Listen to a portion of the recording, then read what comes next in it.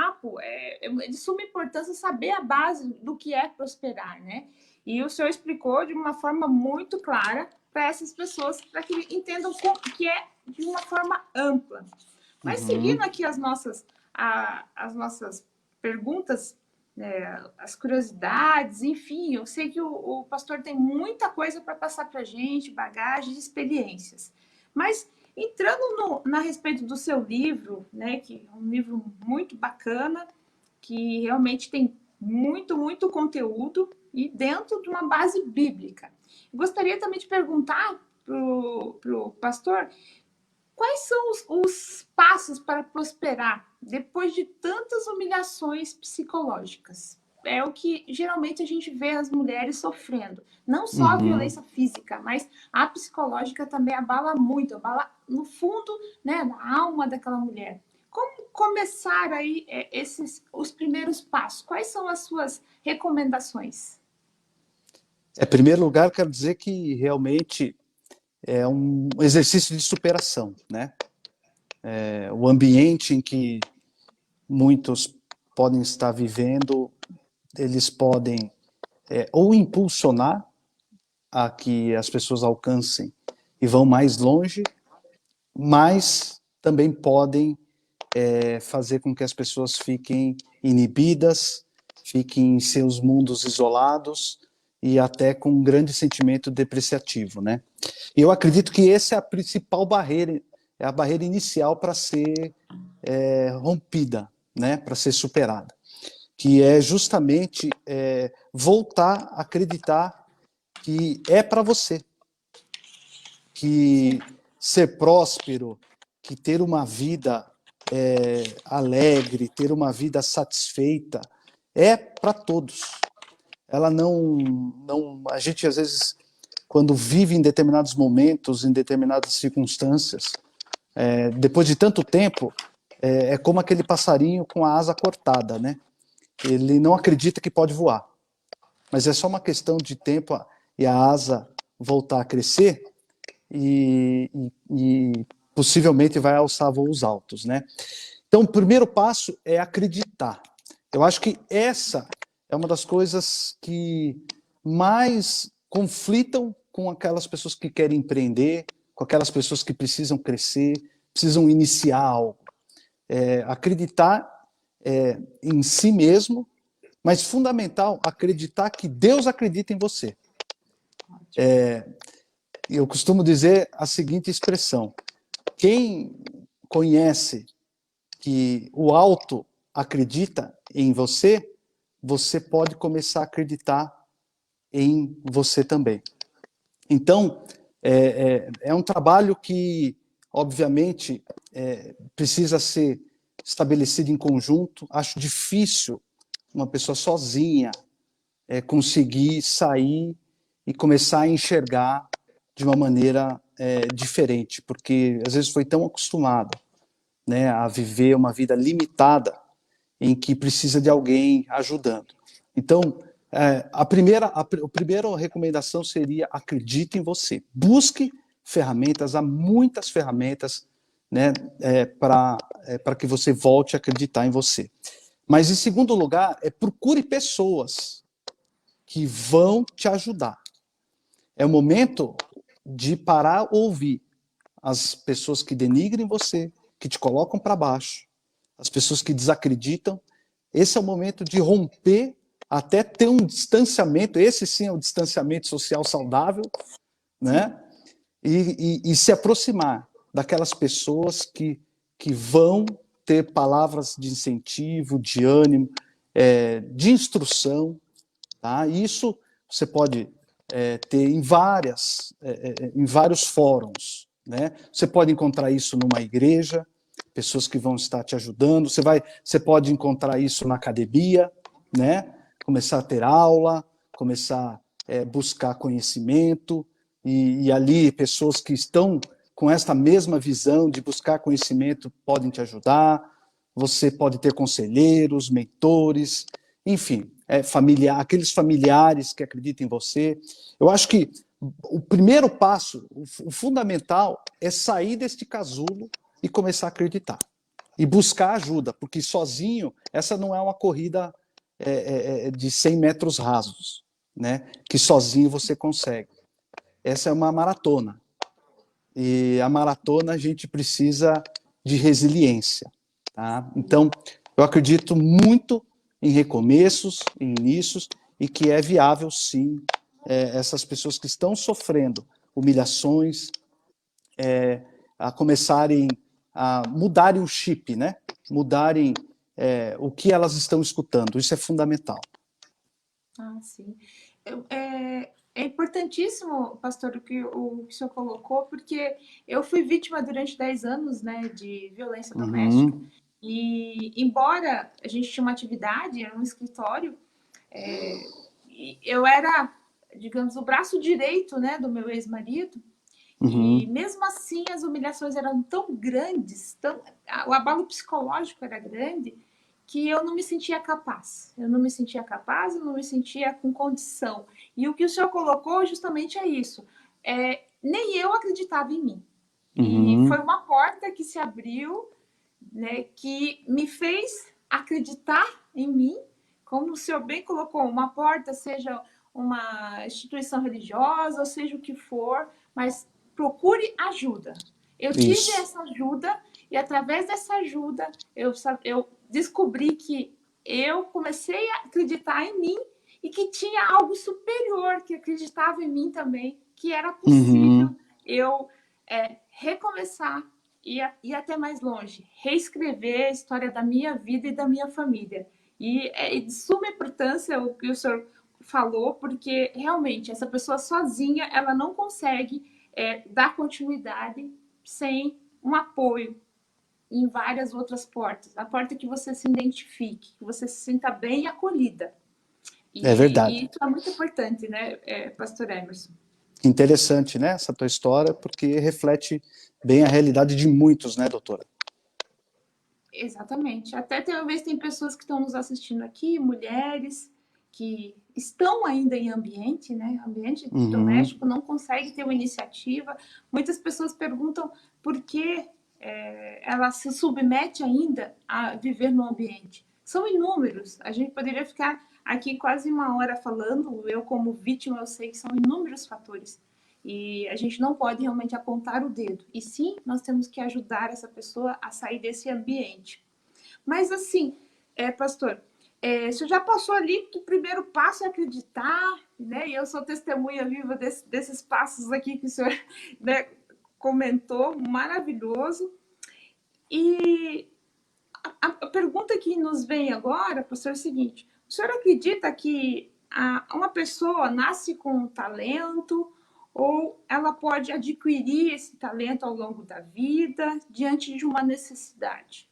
Ou as duas coisas? Qual a sua opinião a respeito desse ponto? Eu acredito que todos nós nascemos com habilidades, com talentos ou com dons, chame como preferir, e todos nós somos capazes também de adquirir ao longo da nossa vida. Aliás, já é comprovado através de estudos que as pessoas que elas têm o hábito de desenvolver habilidades, novas habilidades, ou se aprimorar em habilidades, elas são mais bem-sucedidas do que aquelas pessoas que têm aquela famosa habilidade nata, o talento nato, aquele que nasce, né? A gente vê muito isso nos esportes, né? Eu acho que é uma figura que dá para a gente entender e compreender bem, né? Aquela pessoa super talentosa para um esporte específico.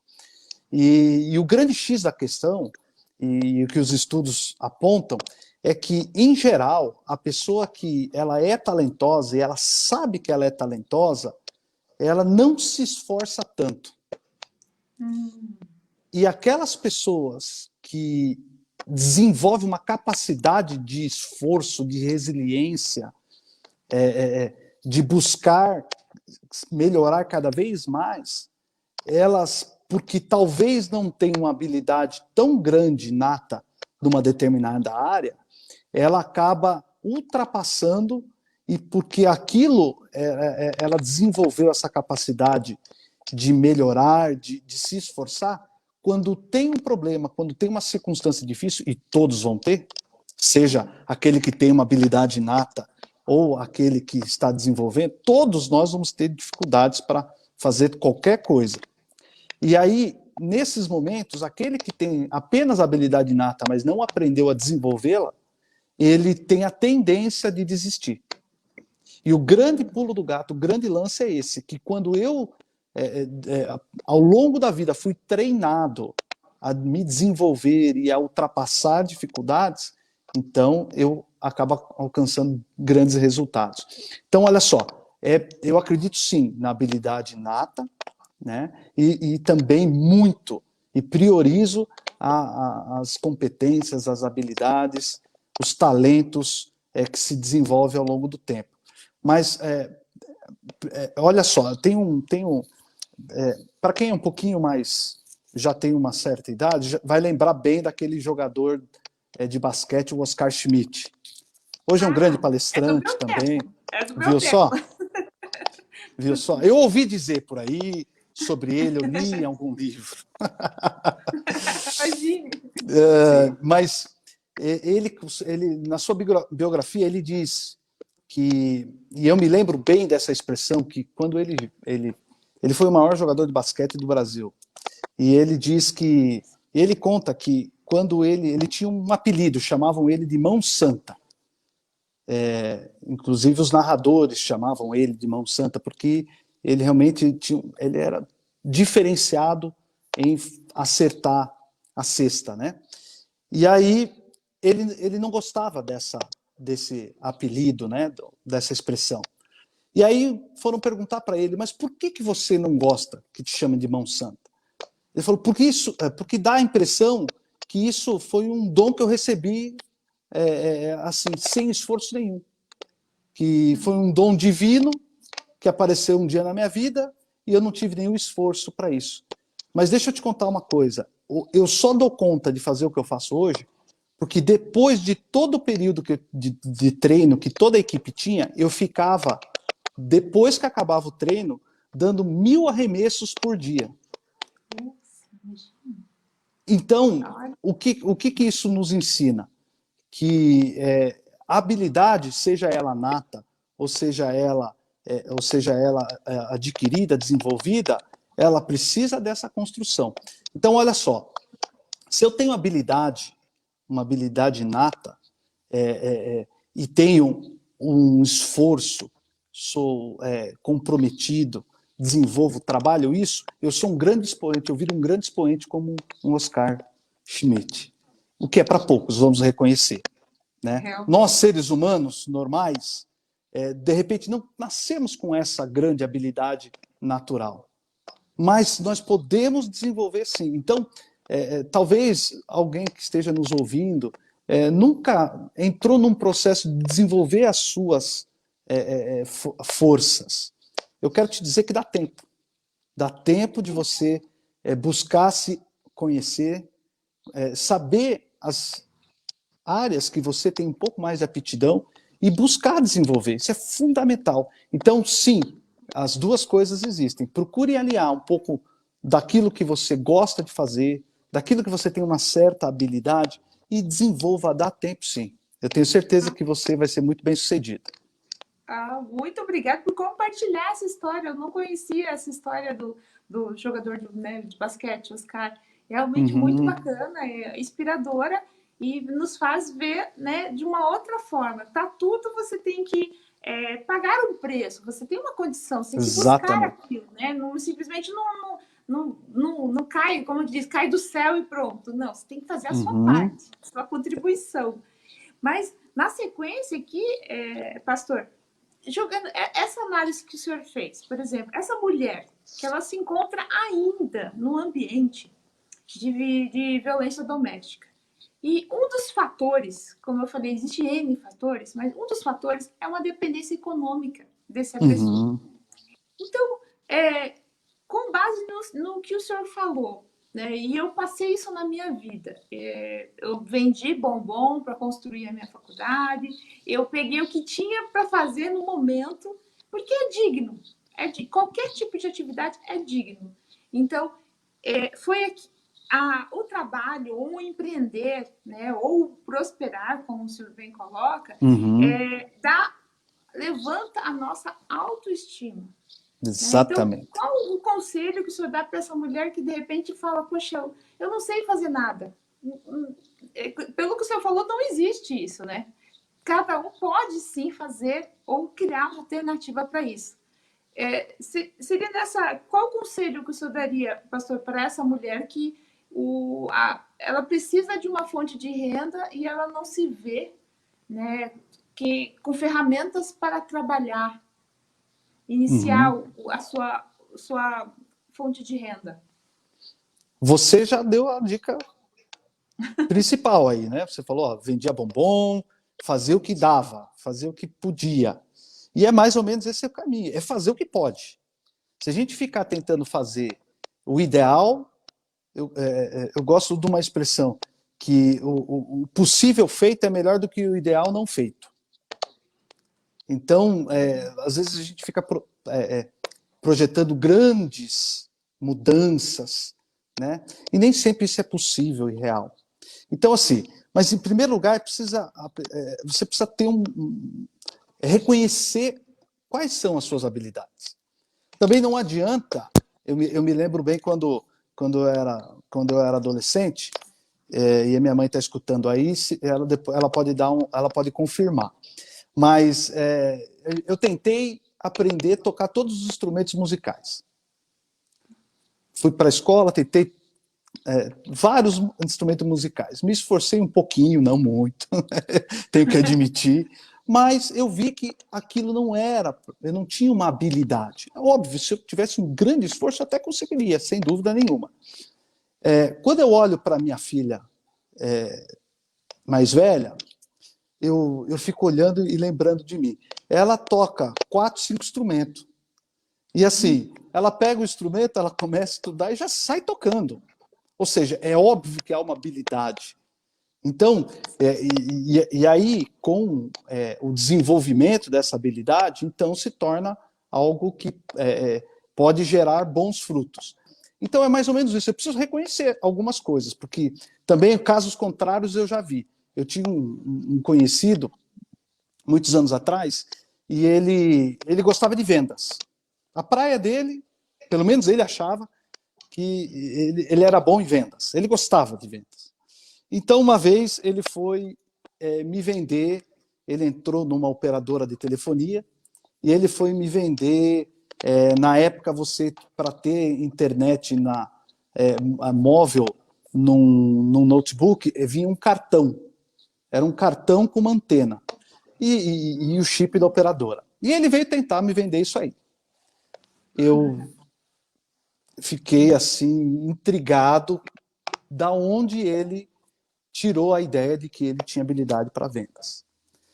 Então, assim, muitas vezes a gente gosta de fazer alguma coisa, até acha que tem habilidade, mas não tem. E aí isso vai gerar uma segunda situação que pode me bloquear, que é a decepção. Sim. Então, eu preciso reconhecer aquilo que eu tenho condição de fazer. Eu preciso ter esse exercício de humildade e entender. Algumas coisas eu não dou conta, mas eu tenho certeza que todos podem dar conta de alguma coisa. Então, eu ter essa percepção. Quem pode me ajudar? Normalmente,